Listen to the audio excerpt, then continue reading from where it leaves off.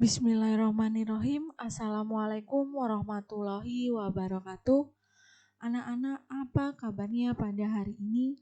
Mudah-mudahan kalian semua tetap dalam keadaan sehat.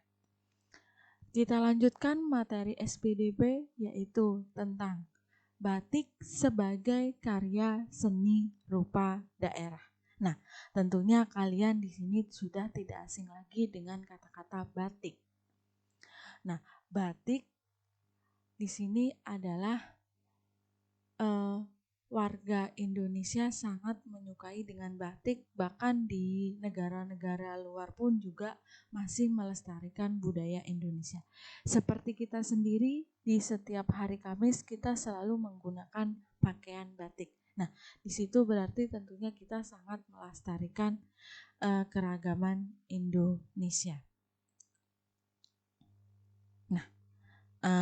Untuk penjelasan tentang batik sebagai karya seni rupa itu seperti apa, marilah kita simak paparan atau video berikut ini.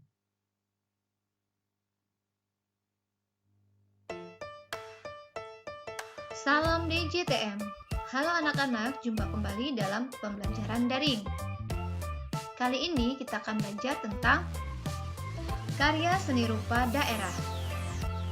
Muatan pelajaran Seni Budaya dan Prakarya Kompetensi Dasar 3.4. Karya seni rupa daerah merupakan suatu bentuk kesenian yang tumbuh dan berkembang di suatu daerah di Indonesia. Salah satu contoh karya seni rupa daerah adalah batik. Batik adalah kain bergambar yang dibuat khusus dengan menggunakan malam, yaitu sejenis lilin khusus, dan pengolahannya diproses dengan cara tertentu sesuai ciri khas daerah masing-masing. Hampir setiap daerah memiliki batik dengan ciri khasnya sendiri. Batik biasanya dibuat dengan menggunakan alat yang disebut canting, yaitu kuas khusus yang berisi malam cair untuk digunakan di atas kain. Batik yang menggunakan canting disebut batik tulis. Kesenian batik melebar di Indonesia sejak abad ke-17 Masehi. Pada saat itu, batik dilukis di atas papan-papan rumah adat atau pada daun lontar. Batik sendiri berkaitan erat dengan kerajaan Majapahit dan penyebaran Islam di Pulau Jawa. Pertama kali, batik hanya digunakan oleh keluarga keraton karena merupakan kebudayaan keluarga kerajaan. Batik Indonesia awalnya berasal dari peninggalan nenek moyang masyarakat Jawa. Batik ini adalah warisan yang ditabuhkan oleh UNESCO sebagai salah satu warisan kemanusiaan dan budaya lisan dan non-bendawi pada tanggal 2 Oktober tahun 2009. Oleh karena itu, tanggal 2 Oktober telah ditetapkan menjadi Hari Batik Nasional. Kata batik awalnya berasal dari bahasa Jawa yang terdiri dari dua suku kata, yaitu amba dan tik, yang artinya adalah menulis titik. Orang-orang zaman dahulu menyebutnya dengan sebutan ambatik. Baik anak-anak, selanjutnya kita akan mengenal ciri-ciri karya seni batik. Karya seni batik dapat dibedakan menjadi dua, yaitu batik tradisional dan batik modern. Adapun ciri-ciri batik tradisional yaitu coraknya memiliki makna simbolik, umumnya bermotif ular, pagoda, geometri, serta barong. Warnanya cenderung gelap, misalnya hitam, coklat, kehitaman, atau putih. Dan motif batik ini merupakan ciri khas daerah asalnya. Sedangkan ciri-ciri batik modern antara lain coraknya tidak memiliki makna simbolik, umumnya bermotif tumbuhan dan rangkaian bunga, warnanya cenderung bebas, misalnya biru, merah, atau ungu. Dan motif ini bukan merupakan ciri khas daerah asalnya. Adapun alat dan bahan yang dibutuhkan dalam membuat batik adalah sebagai berikut. Yang pertama, kain mori yang biasa terbuat dari sutra atau katun. Yang kedua, canting sebagai alat pembentuk motif. Yang ketiga, gawangan, yaitu tempat untuk menyampirkan kain. Yang keempat, malam, yaitu lilin atau parafin yang dicairkan. Yang kelima, panci dan kompor kecil untuk memanaskan. Dan yang keenam adalah larutan pewarna. Baik anak-anak, untuk selanjutnya kita akan mengenal beberapa teknik dalam pembuatan batik. Teknik yang pertama adalah teknik tulis. Teknik tulis yaitu teknik pembuat batik dengan kain yang dihias dengan tekstur dan corak batik menggunakan canting sebagai alat pembuat motif. Canting merupakan alat yang digunakan untuk membatik khas Pulau Jawa. Prosesnya diawali dengan mengisi cairan malam di dalam canting. Lalu, mirip dengan kuas untuk melukis, canting ini digunakan untuk menuliskan motif batik di atas kain mori.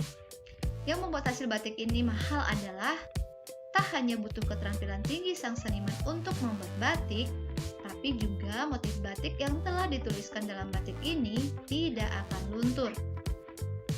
Warna motif pada bagian depan dan belakang sama, karena proses membatik dilakukan di kedua sisi. Aroma khas batik ini berasal dari pewarna alami seperti warna kuning yang memakai kulit seger, lalu coklat memakai kayu jambal, hitam memakai kulit kayu tinggi, dan biru memakai daun tom dan akarnya. Teknik yang kedua adalah teknik cap. Mirip seperti stempel, bukan? Nah, teknik pembuatan batik ini menggunakan pelat bersisi gambar timbul yang hanya perlu dicapkan ke kain. Jadi, proses pembuatan batik ini adalah dengan memasukkan canting cap ke dalam cairan malam. Lalu, canting ini dicapkan pada kain mori dan langsung deh jadi motif dari cap tersebut. Kelebihan dari teknik cap ini adalah pemalamannya tentu lebih cepat dari teknik tulis tadi ya. Teknik yang ketiga adalah teknik celup ikat. Nah, teknik ini merupakan teknik yang mungkin sering kita jumpai ya anak-anak ya. Nah, teknik pembuatan batik dengan cara mengikat sebagian kain lalu dicelupkan ke dalam cairan pewarna. Inilah yang disebut dengan teknik celup ikat.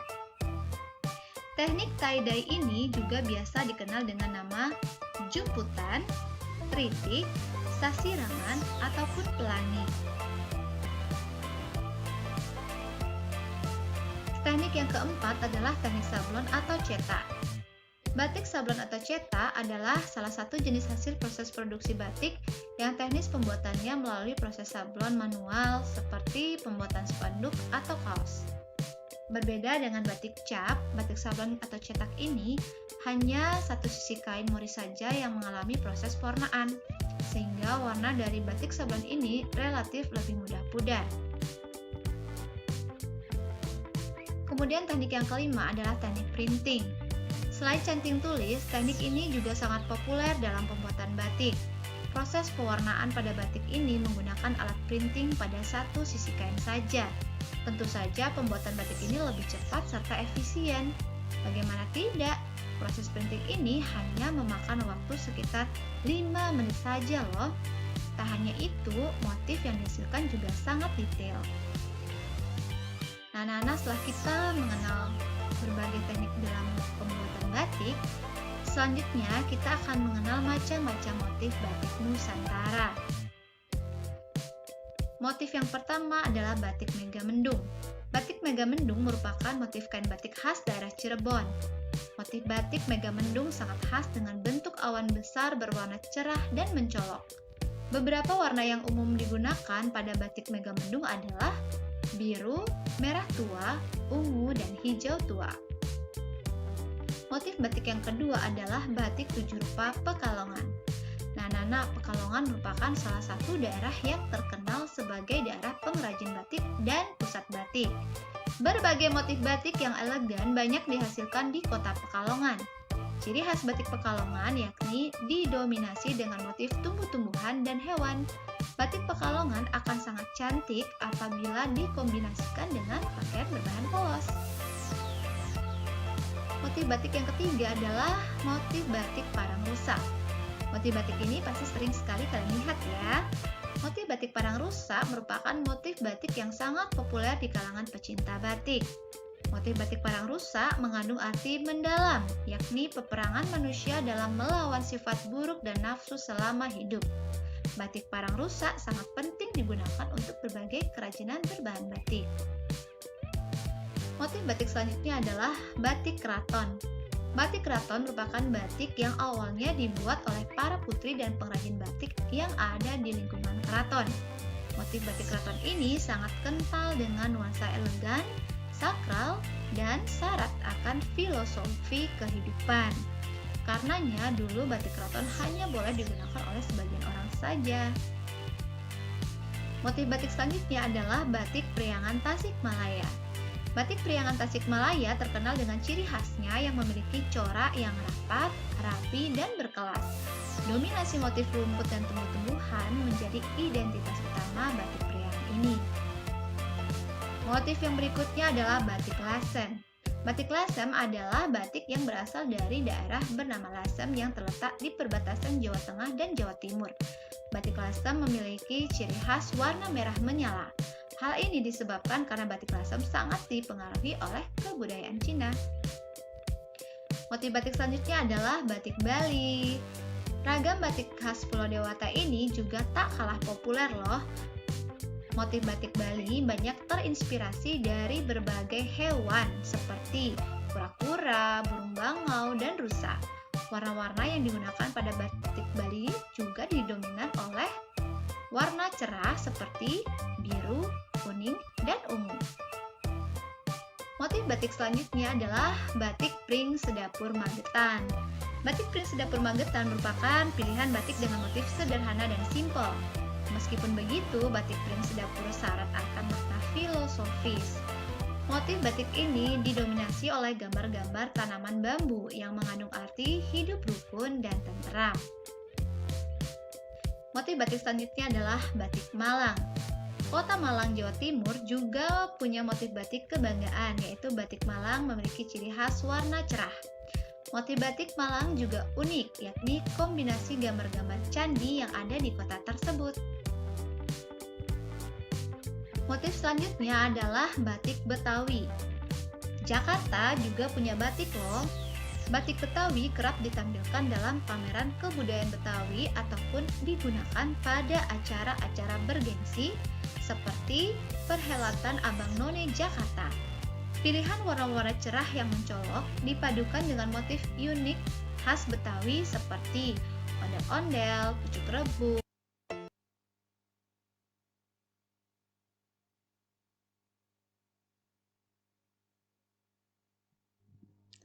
Nah, itu tadi adalah penjelasan tentang pengertian dari batik, ciri-ciri batik, dan macam-macam contoh batik. Nah, selanjutnya anak-anak silahkan tugasnya di sini adalah menggambar batik sesuai keinginan di buku gambar atau kertas HVS yang kalian punya. Bisa dilihat di sini ada contohnya 1, 2, dan 3. Silahkan kalian boleh atau mencari contoh-contoh di Google, YouTube, dan lain-lain. Jangan lupa boleh diwarnain, boleh tidak, kerjakan sebaik mungkin yang akan kalian kerjakan. Terima kasih, mudah-mudahan apa yang saya sampaikan hari ini bisa bermanfaat buat kalian. Wassalamualaikum warahmatullahi wabarakatuh.